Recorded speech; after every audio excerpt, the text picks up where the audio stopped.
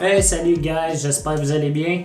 Alors, dans la vidéo d'aujourd'hui, on va parler d'un autre aspect que tu dois vérifier quand tu magasines une nouvelle caméra. On va parler du nombre d'images par seconde.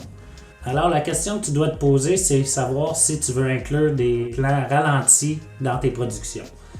Ce que ça veut dire, c'est que si tu filmes en temps réel, normalement, tu vas filmer en 24, 25 ou 30 images par seconde. Ça veut dire que ta caméra va prendre soit 24, 25 ou 30 photos pour avoir une seconde de vidéo. Si tu veux faire des ralentis, tu dois au moins acheter une caméra qui est capable de faire du 50 ou du 60 images par seconde. Mais maintenant, en 2024, il n'y a pas de problème. Toutes les caméras de base sont habituellement capables de faire du 50 et du 60 images par seconde. Si tu veux inclure des plus gros ralentis dans tes productions, tu dois aller chercher une caméra qui est capable de faire au moins du 100 ou du 120 images par seconde, ou même, si tu veux encore plus, du 240 images par seconde. Ça va dépendre aussi de la résolution de ta caméra, soit du 4K ou du Full HD en 1080p.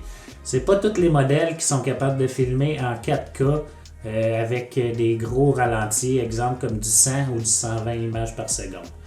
En fait, moi, ma caméra est limitée à 60 images par seconde quand je filme en 4K.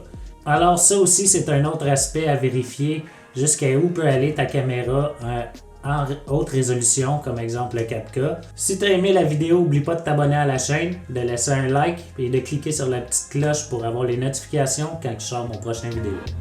Ciao là!